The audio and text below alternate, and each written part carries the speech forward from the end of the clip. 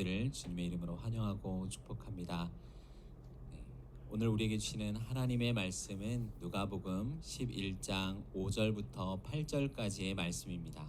저와 여러분이 한 절씩 교대로 읽겠습니다. 또 이르시되 너희 중에 누가 벗이 있는데 밤중에 그에게 가서 말하기를 벗이여 떡 세 덩이를 내게 구워 달라. 내 벗이 여행 중에 내게 왔으나 내가 먹일 것이 없노라 하면 그가 안에서 대답하여 이르되 나를 괴롭게 하지 말라. 문이 이미 닫혔고 아이들이 나와 함께 침실에 누웠으니 일어나 내게 줄 수가 없노라 하겠느냐. 내가 너희에게 말하노니 비록 벗됨으로 인하여서는 일어나서 주지 아니할지라도 그 간청함을 인하여 일어나 그 요구대로 주리라. 우리는 어제 예수님께서 믿는 자는 누구에게 무엇을 기도해야 할 것인지 가르치시는 내용을 보았습니다. 기도의 대상이신 하나님은 우리의 아버지이십니다. 그리고 존재와 사역이 담겨있는 이름이 거룩히 구별하여 나타나는 통치는 하나님 나라가 우리에게 임할 때 가능했습니다. 이 하나님 나라는 예수 그리스도의 존재와 사역을 통해 우리에게 왔지만 여전히 완성될 나라를 구하며 살아갈 도움을 우리는 구해야 했습니다. 그래서 우리를 위한 간구로 삶에 필요한 모든 것을 날마다 하나님을 의지하며 구하라 하셨고, 그리스도의 보혈을 통한 죄의 용서와 시험에 들지 않도록 성령의 보호를 요청하도록 가르치셨습니다. 이 내용을 보면 참 우리 하나님은 좋은 하나님이신 것을 알 수가 있습니다. 오늘 말씀에서는 우리가 어떻게 기도해야 하고 그 이유를 무엇인지를 가르쳐 주십니다. 5절부터 7절까지 다시 함께 읽겠습니다. 또 이르시되 너희 중에 누가 벗이 있는데 밤중에 그에게 가서 말하기를 벗이여 떡 세 덩이를 내게 구워 달라. 내 벗이 여행 중에 내게 왔으나 내가 먹일 것이 없노라 하면 그가 안에서 대답하여 이르되 나를 괴롭게 하지 말라. 문이 이미 닫혔고 아이들이 나와 함께 침실에 누웠으니 일어나 내게 줄 수가 없노라 하겠느냐. 예수님께서는 제자들에게 한 비유를 들어 설명하셨습니다. 상황은 이래요. 밤중에 여행 중에 있는 어떤 친구가 찾아왔습니다. 그런데 집에는 그 친구를 대접할 음식이 하나도 없는 거예요. 그래서 다른 친구의 집에 가서 그에게 사정을 말하고 떡 세 덩이를 빌려달라고 요청했습니다. 그런데 그 집에 있는 친구는 이렇게 대답을 합니다. 지금 밤중이라 이미 문은 닫혔고 아이들도 함께 나와 누워 자고 있으니 너에게 떡을 줄 수가 없다라는 것입니다. 이 본문을 우리 시대의 문화로 읽으면 이해가 쉽게 되지는 않을 수 있습니다. 처음부터 걸리는 내용이 많을 수 있어요. 우선 친구가 여행하다가 밤중에 나한테 방문하는 것도 좀 그래요. 24시간 하는 편의점이나 찜질방 같은 데는 왜 안 갔나 하는 생각도 듭니다. 그리고 집에 보관 중인 음식이 하나도 없다라는 것은 요즘같이 음식이 풍족하고 많이 남는 경우에 이해가 잘 되지 않습니다. 여러분 같으면 어떠세요? 친구가 여행 중에 밤늦게 찾아왔는데 집에 먹을 게 없습니다. 이 친구를 위해 불이 꺼져 있는 옆집 문을 막 쾅쾅쾅 두들기면서 온 가족을 깨우면서까지 먹을 것을 좀 달라고 뻔뻔하게 구할 수 있을까요? 저희 집 현관문에는 이렇게 적혀 있습니다. 택배기사님, 이 집에는 4명의 아이가 자고 있습니다. 초인종을 누르지 말고 문자를 부탁드려요. 그래서 왠지 비유에서처럼 먹을 것을 주지 않으려고 하는 사람의 마음에 괜히 더 공감될 수도 있습니다. 그래, 이미 문도 닫혔고 애들도 다 누워있는데 이게 무슨 무례야 이게. 개인주의적이고 이기적인 시대에는 친구의 개념도 이웃의 개념도 다 성경과는 거리가 좀 있습니다. 물론 위급한 상황이라면 좀 다를 수는 있죠. 친구 집을 두들기면서 친구야, 너도 잘 알듯이 내 아내가 갑자기 밤중에 진통이 시작됐고 지금 양수가 막 터졌다. 근데 내가 지금 병원에 가려고 하는데 시동이 막 마침 또 안 걸린다. 급하게 차 좀 빌려줘라. 이런 위급한 상황이라면 웬만큼 뭐 공감 못하는 친구 아니고서는 딱하게 여기면서 차를 빌려줄 수는 있겠죠. 지금 오늘 예수님께서는 너희 중 누가 이런 반응을 해줄 벗이 있느냐라는 말로 시작하셨습니다. 예수님의 말씀을 듣는 사람들은 예고 없이 찾아온 친구를 위해 다른 친구 집에 찾아가 떡을 달라고 간구하는 이 사람과 자신을 동일시하게 되어 있어요. 과연 너는 이런 요청을 들고 친구에게 갔는데 그가 도움을 거절할 수 있는 반응을 상상할 수 있느냐라는 질문이에요. 제자들이 지금 머릿속에 드는 공통된 답변은 하나입니다. 절대 그럴 수 없습니다. 우리랑 너무 다르네요. 왜 그럴까요? 우리는 AD 1세기 팔레스타인의 문화를 잠시 이해할 필요가 있습니다. 우선 오늘날과 같이 음식을 외부에서 쉽게 구할 수가 없었습니다. 당연히 대형 마트나 편의점 이런 게 전혀 없었어요. 사람들은 날마다 자기 자신들에게 필요한 만큼 떡을 구웠습니다. 떡은 매일 굽고 먹기 때문에 밤에 먹을 것이 없다는 말은 특별한 현상이 아닙니다. 또한 당시 문화는 집주인이 자신을 방문하는 손님을 정중하게 대접할 것을 요구했어요. 사실상 손님이 갑자기 찾아왔는데 집에 대접할 음식이 전혀 없으면 마을 공동체 전체가 그에게 필요한 도움을 제공하는 것이 당연했습니다. 마치 우리 마을을 방문해 주신 것이 우리에게 영광입니다. 이렇게 환대하는 것 같이 말이에요. 그러니 친구에게 찾아가 떡을 요구했다면 그 친구는 그에게 도움을 주어야 할 의무가 있었습니다. 친구 관계에 대한 이 개념이 오늘과 많이 다릅니까? 오늘 본문인 5절부터 8절까지 이 친구라는 단어가 총 4차례 사용되었습니다. 당시에는 물질을 나누는 것과 친구 관계는 동일한 의미를 갖고 있었어요. 이상적이고 동등한 친구는 모든 것을 공동으로 소유하는 것을 중시하였습니다. 경제적으로 어떤 것을 만약 교환하는 일이 생겨도 나의 개인적인 이익을 추구하지 않는 것이 바로 친구였습니다. 예수님의 비유에 나온 이 친구도 다른 사람에게 찾아가서 떡 3덩이를 내게 구워달라라고 말했습니다. 이 구워달라라는 단어는 이자가 하나도 없이 빌리는 것을 말합니다. 이처럼 친구 관계를 맺는 것은 서로의 명예를 나누는 것입니다. 저에게도 지금 종종 연락하는 그 동성 친구가 한 명 있습니다. 대학생 때부터 친구인데요. 대학생 때 제가 자취를 하고 있을 때 친구에게 연락을 해서 친구야 놀자 이렇게 하면 비가 오나 눈이 오나 그 오토바이 택트 타고 부웅 하고 와서 저랑 뭐 시간을 보내고 같이 만화책도 좀 읽고 교제하곤 했었습니다.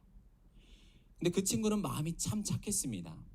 경제적으로 그 친구도 부유하지가 않았는데도 불구하고 여름에 반팔티를 사면 꼭 2개를 사서 하나는 저를 주고 하나는 본인이 입었었습니다.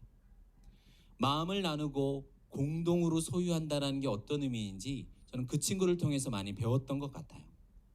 그런데 반대로 제가 군대를 전역하고 나서 원룸에서 다른 친구들과 함께 9명까지 산 적이 있습니다. 근데 제가 입으려고 택도 안 떼고 고이 걸어둔 옷이 있었어요.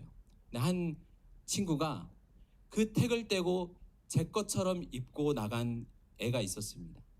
그와는 더 이상 연락을 하지 않습니다. 다시 본론으로 돌아와서 고대 근동의 이상적인 친구 관계에서는 신분의 차이마저도 무시됩니다.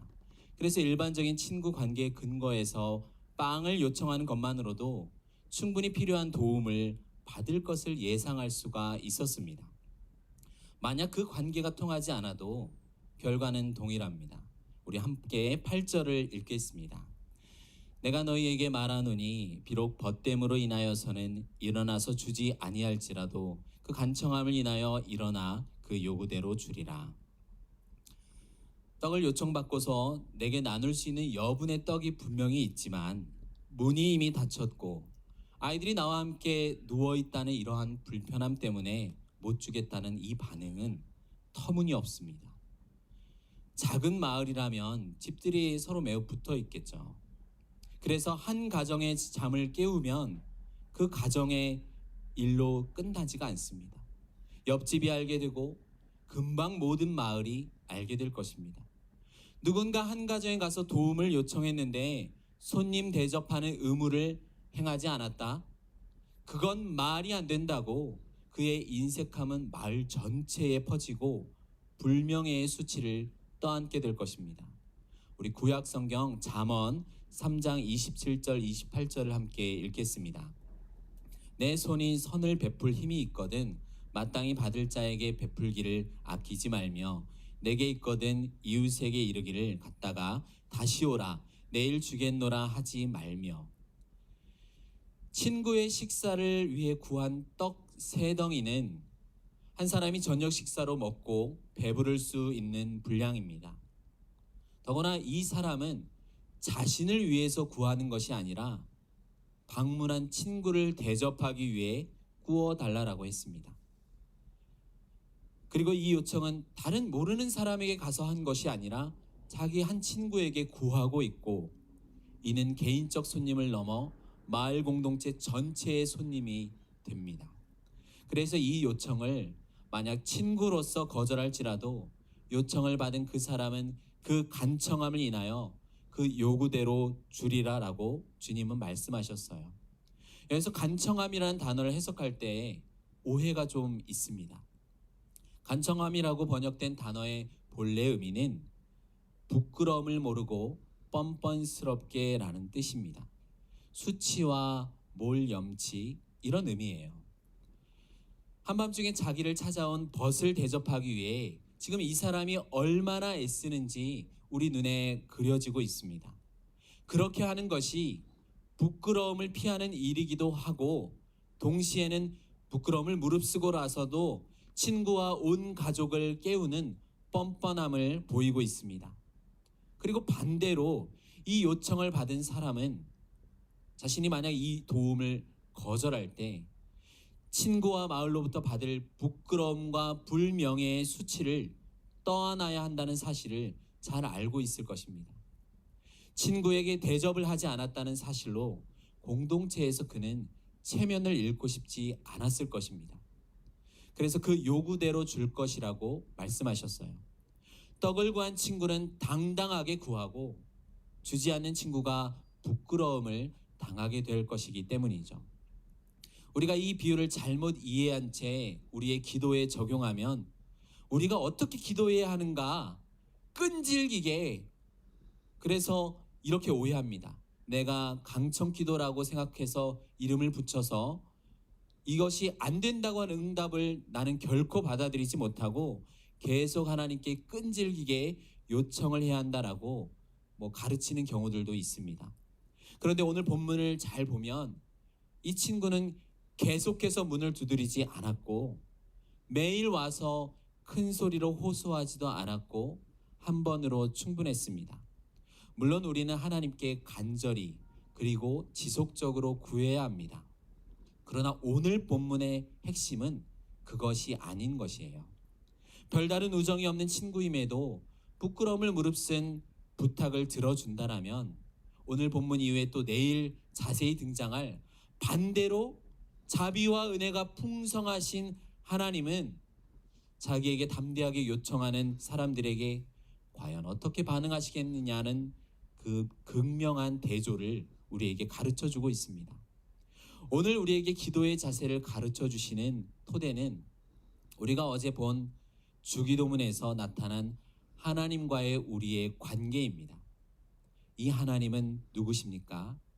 우리의 아버지이십니다. 하나님 아버지의 은혜는 자녀에게 필요한 것을 채워주시는데 이 자녀가 기대하는 것보다 훨씬 크고 넘치게 공급해 주십니다. 그리고 하나님께는 영화롭게 보존해야 할 이름과 명예가 있습니다. 하나님께서는 하나님의 이름을 위해 자기 백성을 구원하십니다. 자기 자녀를 위해 크고 두려운 일을 행하심으로 당신의 이름을 높이십니다. 에스겔서 36장 22절 23절을 함께 읽겠습니다. 그러므로 너는 이스라엘 족속에게 이르기를 주 여호와께서 이같이 말씀하시기를 이스라엘 족속아 내가 이렇게 행하면 너희를 위함이 아니요 너희가 들어간 그 여러 나라에서 더럽힌 나의 거룩한 이름을 위함이라. 여러 나라 가운데서 더럽혀진 이름 곧 너희가 그들 가운데서 더럽힌 나의 큰 이름을 내가 거룩하게 할지라. 내가 그들의 눈앞에서 너희로 말미암아 나의 거룩함을 나타내리니 내가 여호와인 줄 여러 나라 사람이 알리라. 주 여호와의 말씀이니라. 주님께서 가르쳐 주신 기도의 첫 내용처럼 하나님의 이름과 영광을 구하는 간구라면 응답되지 못할 이유가 없습니다. 그 기도 안에는 당연히 우리의 구원을 이루시는 하나님의 응답이 들어 있습니다. 오늘 비유에서 잠을 자야 하기 때문에 일어날 수 없다는 사람과 다르게 우리 하나님께서는 졸지도 주무시지도 않는 분입니다. 주무시지도 않으며 오히려 잠들어 있는 우리를 깨워 간구하게 하시는 하나님께서는 얼마나 더 풍성한 것을 우리에게 주시겠습니까? 하나님은 언제나 나그네와 과부와 고아의 하나님이 되어주셨습니다. 요한복음에서도 주님은 사람이 친구를 위하여 자기 목숨을 버리면 이보다 더 큰 사랑이 없다라고 하셨습니다. 우리를 위해 자기 몸을 내어준 참 친구가 여기 계십니다. 우리를 거룩하게 하시기 위하여 우리를 형제라 부르기를 부끄러워하지 않으십니다. 이분은 누구실까요? 바로 예수 그리스도이십니다. 주님은 부끄러움을 피하기 위해서 도와주는 친구 정도가 아니십니다. 먹을 양식이 없어서 죽어있는 우리를 살리기 위해 하늘에서 내려 세상에 생명을 주기 위해 이 땅에 오셨습니다.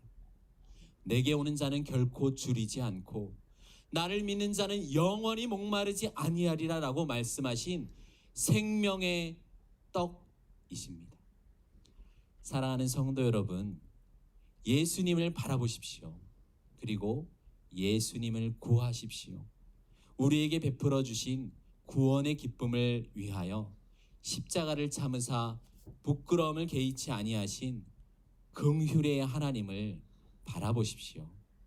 예수님께 나아가는 자는 결코 부끄러움을 당하지 않을 것입니다. 기도하겠습니다.